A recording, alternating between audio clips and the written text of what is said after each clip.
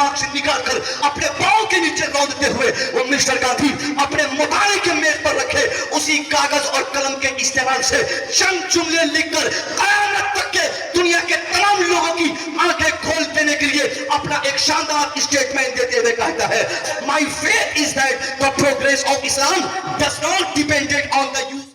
जिस जमाने में दूर दूर तक इस हिंदुस्तान में इंसानियत को छोड़ो, इस्लाम को छोड़ो, एक आदमी भाईचारा को नहीं पहचान सकता था, उस खतरनाक सिचुएशन में गरीब नवाज ने इस हिंदुस्तान की सरजमीन पर कलमे का ऐलान फरमाया था, अल्लाह एक है का नारा बुलंद किया था, नमाज, अजान, रोजा, हज और ज़कात की बातें आपने ऐसे माहौल में की थी जहां दूर दूर तक इंसानियत की बात करने वाले कोई नजर नहीं आते थे। 3.5 करोड़ से शायद जिस समाज में खुदाए लोगों ने बना रखे हो, उस माहौल में अगर कोई इंसान एक खुदा की बातें करे, अल्लाह एक है का नारा लगाए, अल्लाह एक है की बातें करे, तो उनके लिए ये काम करना, उनके लिए ये मिशन चलाना, उनके लिए ये तहरीक को आगे बढ़ाना कितना कठिन और कितना मुश्किल तरीन हो सकता है, आप अंदाजा फरमाएं, फिर आपको ये बात समझ में आ जाएगी।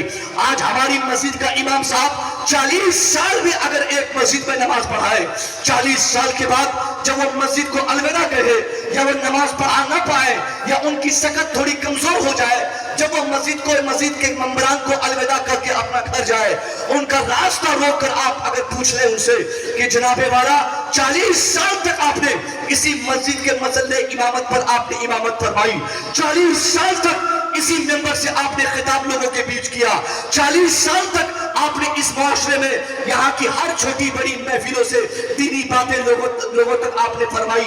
अब ये बताइए, आपकी 40 साल की गिरान कद्र खिदमत के बाद मैं पूछता हूँ, कितने लोग आपके गर्विदा हुए, कितने मुक्तदी आपकी बात मान लिए, कितने लोग आपके फॉलोवर और दीवाने हुए।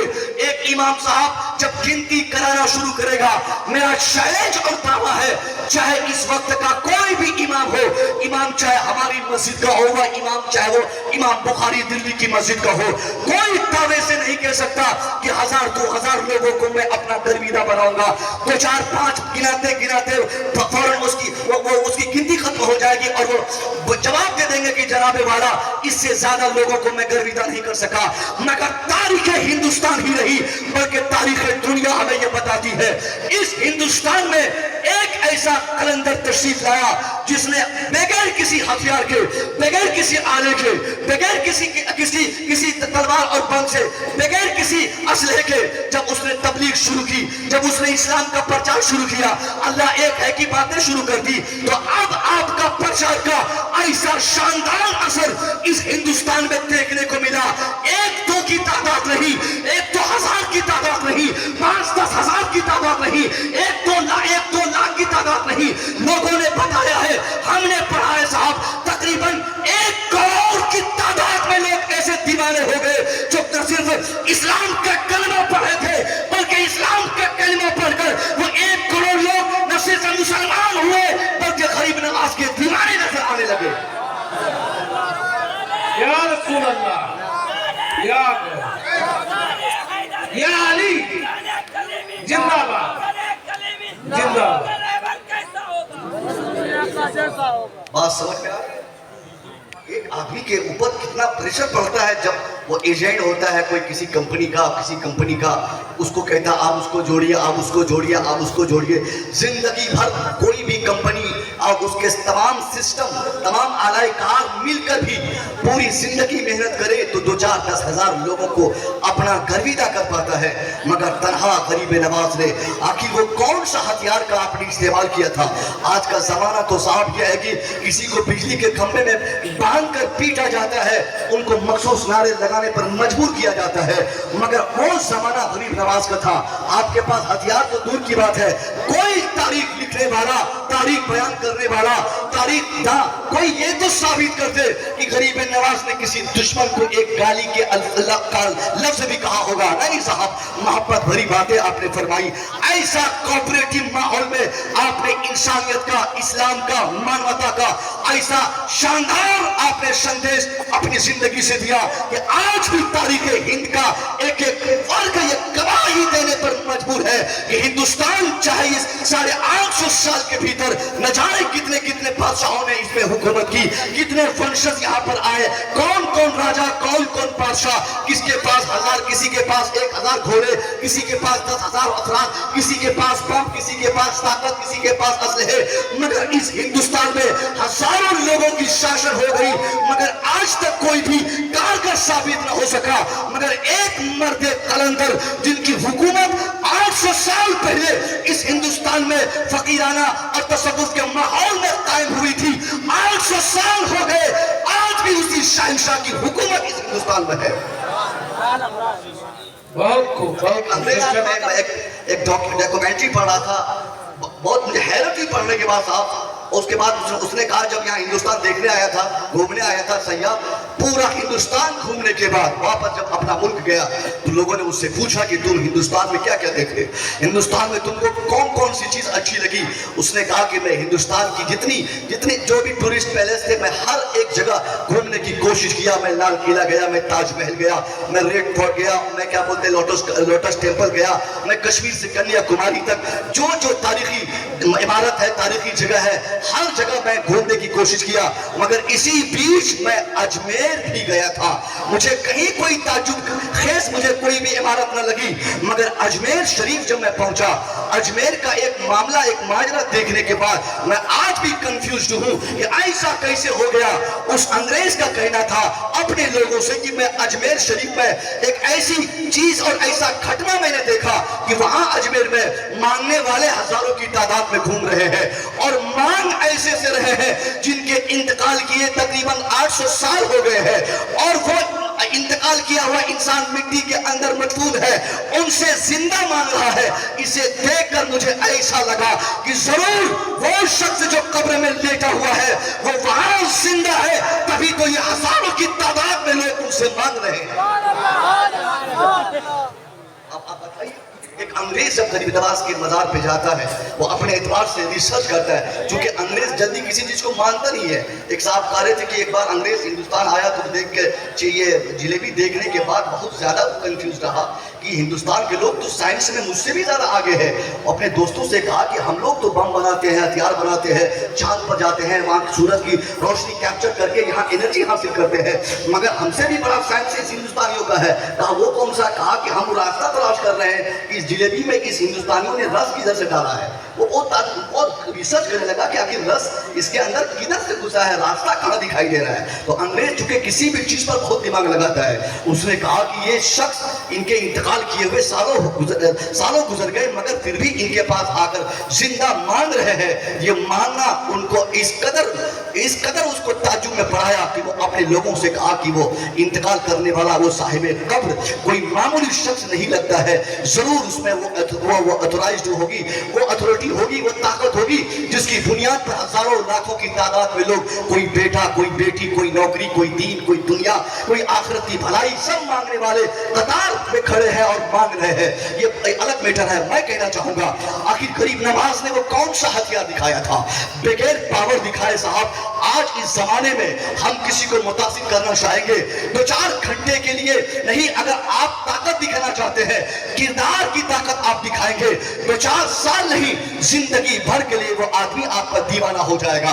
ताकत की बुनियाद पर, लाठी की बुनियाद पर, बाड़े की बुनियाद पर, तलवार की बुनियाद पर, स्ट्रेंथ की बुनियाद पर, तादाद की बुनियाद पर, अफरादो अवानो अंसार की ताकतों की बुनियाद पर एक आदमी सामने वाले को अपना गुलाम बना सकता है, मगर अपना दीवाना नहीं बना सकता।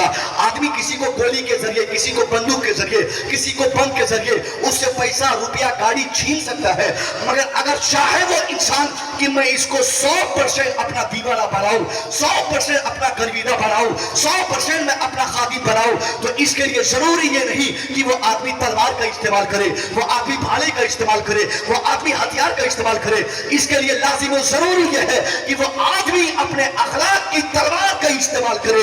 1-2 साल नहीं, जब तक सामने वाला जिंदा रहेगा। अगर आप अखलाक की बुनियाद पर उसका दिल जीते हैं, तब तक जब तक वो जिंदा रहेगा तब तक वो आपका गुण और आपका दीवाना रहेगा। यही किया अमेरिका ने, यही एक बड़ा हथियार दिखाया। आज लोग बोलते हैं ना, आज एक चंद लोग आए मिस्टर गांधी के पास, उसने कहा था साहब कि गांधी जी का देश जब आजाद हो रहा था उस वक्त बड़ा खतरनाक माहौल हमारे मुल्क का बन चुका था। सारा पावर, सारी अथॉरिटी, सारी ताकत तकरीबन मिस्टर गांधी के हाथों में थी। गांधी जिधर दस्तखत कर देते वही काम हो जाता, जिनको जो पद दे देते वो पद उनको मिल जाता। यहाँ तक कि लोगों ने बताया कि गांधी के पास इतनी ताकत थी, अगर वो सड़े हुए मुर्दे को भी किसी स्टेट का राजा बना देता, वो मुख्यमंत्री बनाने के लिए दस्तखत कर देता तो लोग मान लेते। अब उसी भीड़ भाड़ के माहौल में चंद लोग उनके हुजरे में आकर चुपचाप बैठ गया और अपने एतबार से शिकायत किया कि जनाबे वाला मिस्टर गांधी, आप तो पढ़े लिखे हैं, आप बिल्कुल ऑथराइज्ड नेता है इस आजाद भारत के, क्योंकि उस वक्त आजादी मिली ही थी या मिल रही थी, कुछ हिस्सों में बाकी थी। कहा कि तुम्हारा सवाल क्या है? उन लोगों ने कहा कि जनाबे वाला मेरा सवाल यह है, मैं चाहता हूं कि ये मजार बंद हो जाए, मैं चाहता हूं ये खानका बंद हो जाए, मैं चाहता हूं ये तबलीग बंद हो जाए, मैं चाहता हूं कि ये अजान बंद हो जाए। गांधी चूंकि पढ़ा लिखा नेता था, वो अचानक फैसला नहीं करता है। जब आदमी पढ़ा लिखा होता है ना साहब, किसी भी फैसले को करने से पहले 50 बार उसको वो सोचता है कि इसका समाज पर क्या असर पड़ेगा, इसके क्या फवायद होंगे, इसके क्या नताइज होंगे, इसका क्या गलत इफेक्ट लोगों पे पड़ेगा। हमारे मुल्क का मौजूदा नेता की तरह नहीं कि अचानक फैसला कर दे, जब मन में आए जो करना हो कर दे। मगर गांधी पढ़ा लिखा नेता, उसने कहा नहीं मानूंगा मैं तेरी बात। तुम बोलते हो कि खानका बंद कर दो, तुम कहते हो मदरसा बंद कर दो, तुम कहते हो अजान बंद कर दो, नहीं, पहले मैं पढ़ूंगा इस्लाम को, मैं समझूंगा इस्लाम को, मैं जानूंगा इस्लाम को। What has given by Islam? What is taught by Islam? What is divided by Islam? Gandhi ने अपने दिमाग में सोचना शुरू किया, दिमाग से सोचना शुरू किया, इस्लाम देता क्या है, इस्लाम पढ़ाता क्या है, इस्लाम सुनाता क्या है, इस्लाम बांटता क्या है। अब गांधी इस्लाम को जानने के लिए चंद इंग्लिश अनुवाद की किताबें मंगाना शुरू कर दिया। उनके मुताले के मेज पर इस्लाम से रिलेटेड चंद किताबें रखी गई है। अब गांधी है इस्लाम को पढ़ना शुरू कर रहा है, इस्लाम को पढ़ते पढ़ते सुबह पढ़ रहा है, शाम पढ़ रहा है, रात पढ़ रहा है, यानी 24 घंटे इस्लाम को मुताला करना जब शुरू किया है। अब थोड़े दिन बाद मिस्टर गांधी इस्लाम के पैगंबर की जिंदगी पढ़ रहा है, बायोग्राफी का मुताला कर रहा है। पैगंबर इस्लाम को पढ़ते पढ़ते आपके खलीफा खलीफतुल मुस्लिमीन सिद्दीक़ अकबर की जिंदगी पढ़ना शुरू किया, फारूक आजम को पढ़ना शुरू किया, हजरत उस्मान गनी को भी पढ़ा। उसके बाद मौला अली की तारीख, एक नायाब और शानदार तारीख जब मिस्टर गांधी स्टडी करना शुरू किया, सर मौला अली की तारीख पढ़ा, उनके बायोग्राफी को पढ़ते पढ़ते आपकी औलाद, आपके आल, आपके बच्चों को जो पढ़ा, चाहे वो इमाम बाकर की सूरत में हो, चाहे गौसे आजम की सूरत में हो, चाहे हिंदुस्तान के राजा सरकार गरीब नवाज की सूरत में हो।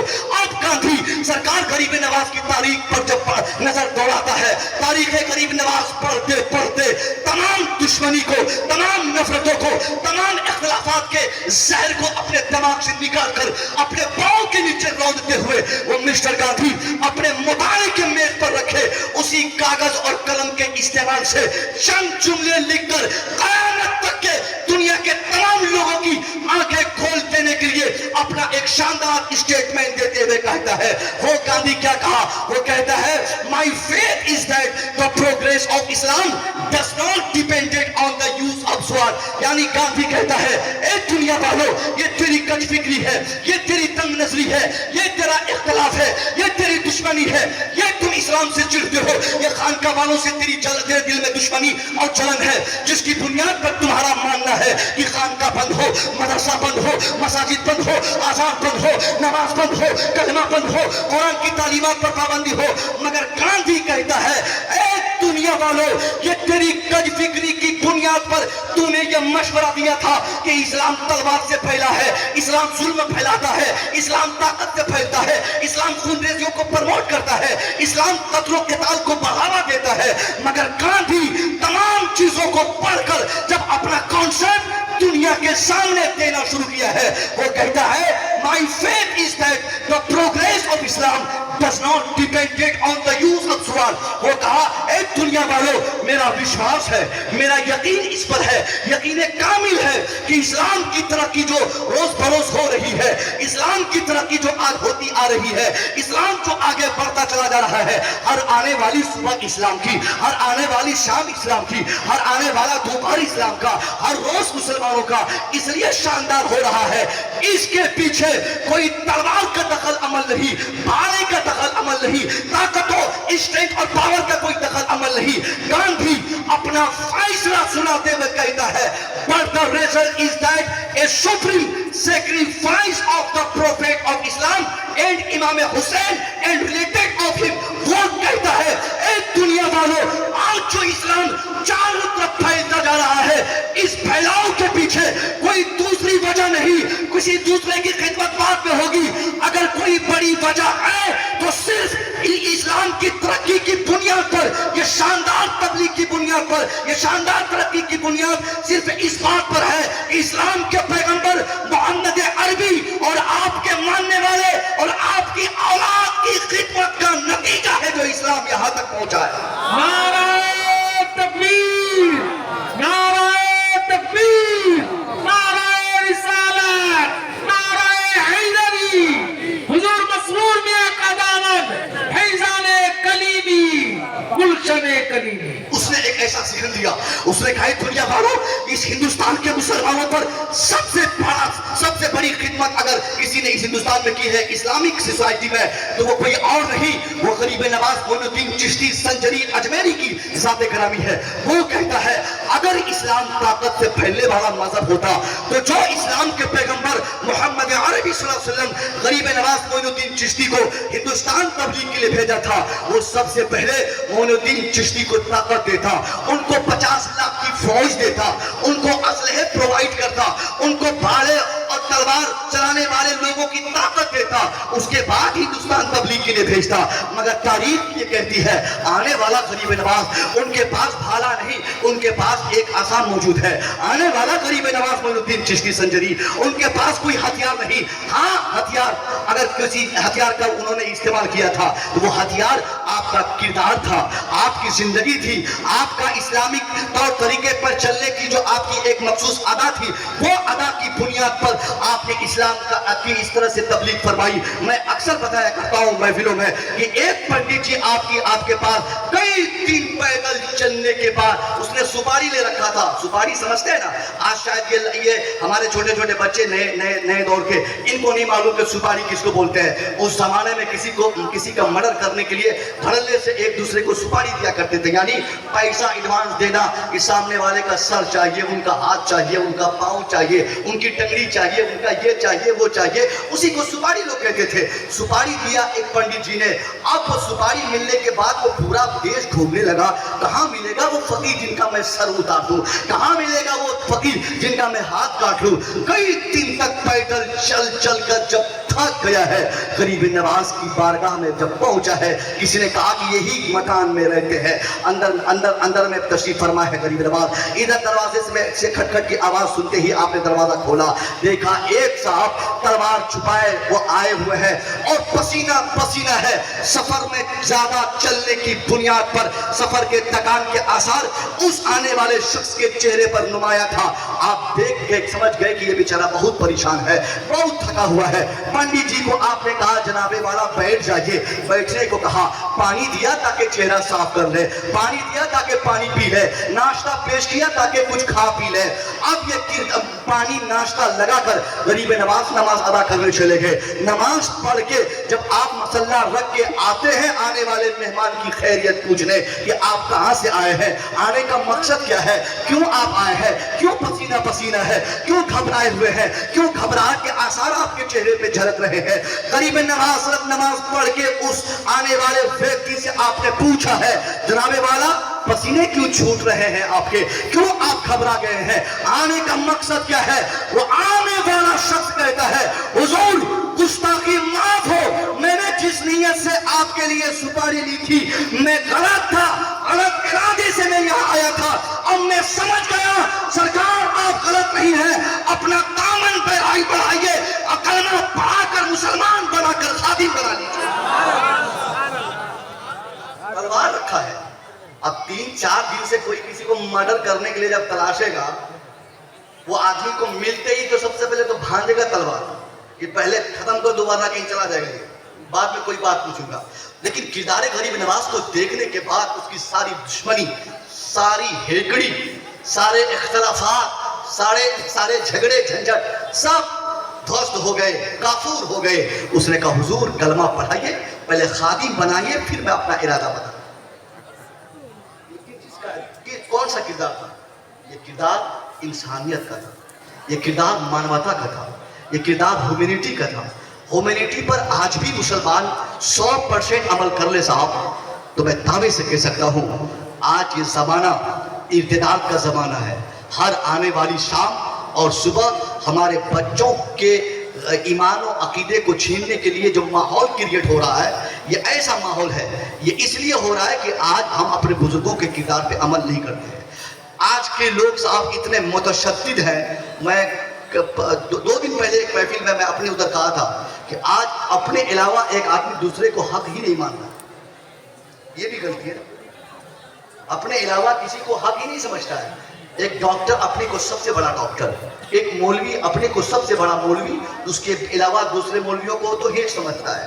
एक पीर साहब अपने को ही सबसे बड़ा पीर, अपने सिलसिले को ही सबसे बेस्ट मानता है। जबकि सच्चाई की बात यह साहब, जो भी सलासिल, जितने सलासिल हमारे हिंदुस्तान में है, जिन सिलसिले का ताल्लुक मौला अली से जा मिलता है, सरकार गरीब नवाज से जा मिलता है, सरकार गौसे आजम से जा मिलता है, तमाम सलासिल हक है कि नहीं?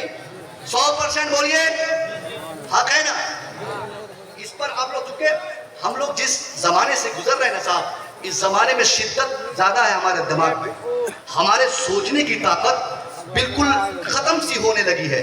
और सिर्फ हम अपने अलावा किसी को जो हक नहीं मान रहे हैं, ऐसा होगा तो हम तनाव हो जाएंगे ना। हम अहले सुन्नत वल जमात के मानने वाले हैं। हजारों बुजुर्गों का जो अकीदा है, उस अकीदे पर हमारा अमल हो। हजारों खानका वालों का जो मिशन और जो उनका नेहज और जो उनका मनहज है, उस पर हमारा अमल होना चाहिए। इसलिए किसी भी हमारी जमात का कोई भी बुजुर्ग हो, हर एक का एहतराम हमारे ऊपर लाजिम है। और बुजुर्गों में खास तौर पे अगर सैयदजादे हों, तो इनके बारे में सरकार आला हजरत का एक फतवा मैंने पढ़ा था।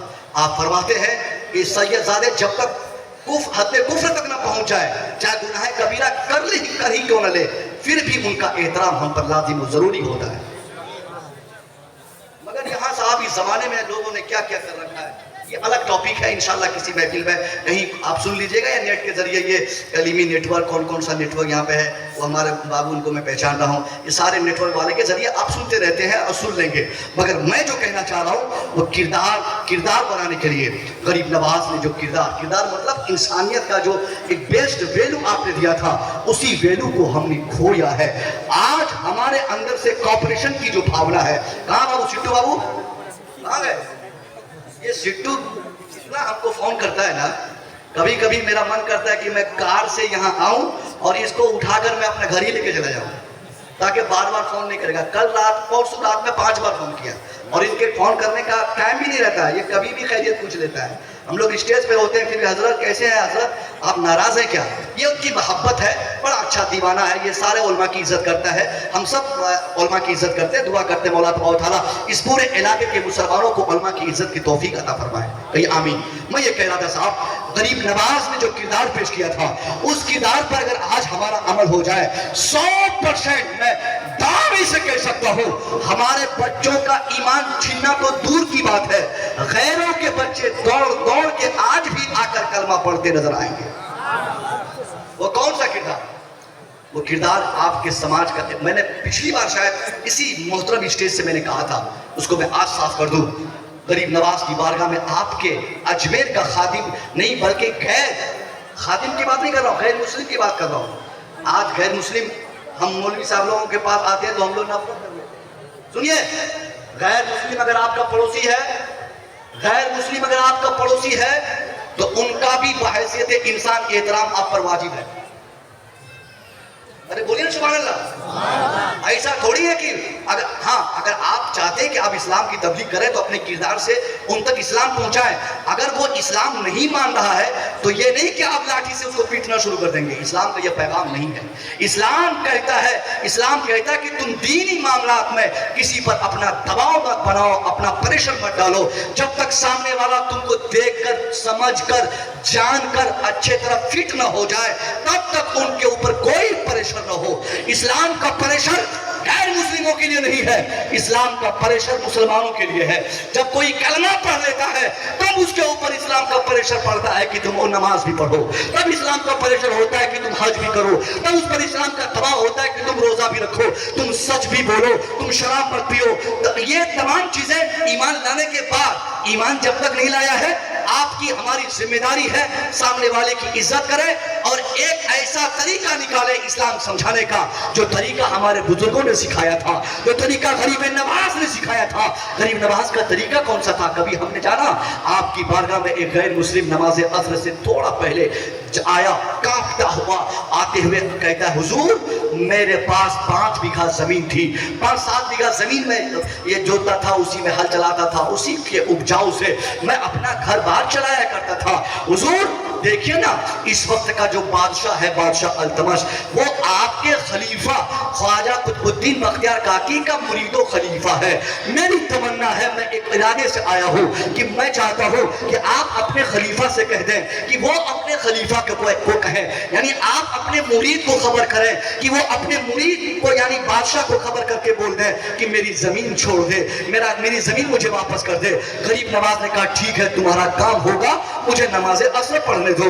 आप नमाज असर पढ़ते आप फारिग जब हुए, वो आने वाला अजमेर का वो शख्स वही खड़ा रह गया, नमाज पढ़ता हुआ देखा। नमाज से जब आप फारिग हुए तो आपने क्या किया, उस मसल्ले को आपने अपने एक कांधे पे लिया, एक गमछी को आपने दूसरे कांधे पे लिया, एक असा आपने अपने हाथ में ले लिया, लोटा था वो भी आपने अपनी झोली में डाल दी और आप वहां से अपने हुजरे से बाहर निकले, चल पड़े। वो आने वाला शख्स भी, किसान भी आपके पीछे पीछे हो लिया। कहा हुजूर आपने मुझे कोई कॉन्फर्मेशन खबर नहीं दिया कि मेरा काम कब होगा, मेरा काम कैसे होगा। गरीब नवाज ने फरमाया जाओ किसान, तुम अपने घर में आराम करो, मैं तेरे ही काम के लिए जा रहा हूं दिल्ली। अल्लाह की कसम, गरीब नवाज है, उस किसान को कहते हैं तुम अपना घर जाओ, मैं तेरे काम के लिए जा रहा हूं दिल्ली। पैदल आपने इख्तियार फरमाया सफर। आज हमारा प्रधान जिसके पीछे 3 साल हम मेहनत करते हैं, 5 साल मेहनत करते हैं, मेहनत करने के बाद जब वो प्रधान बन जाए, एक काम के लिए उनके पास जाए तो बगैर पैसा का तो फोन ही नहीं करता है पुलिस थाने में। विधायक, एमएलए, एमपी, मिनिस्टर, नेता कोई किसी समाज का नहीं होता साहब। पैसा दिखाइएगा तो थाने पे फोन जाएगा, पैसा दिखाइएगा तो आपकी वो मदद करेंगे। मगर गरीब नवाज ने एक ऐसी सियासत की आपने दाग पेट डाली है। आपने कहा एक किसान शख्स जाओ अपने घर, मैं तेरे काम के लिए दिल्ली जा रहा हूं। सरकार गरीब नवाज अजमेर शरीफ से दिल्ली पैदल आ रहे हैं। वो जमाना जहाज का जमाना नहीं था, वो जमाना ट्रेन का जमाना नहीं था, वो जमाना स्कॉर्पियो और मोटर कार का जमाना नहीं था।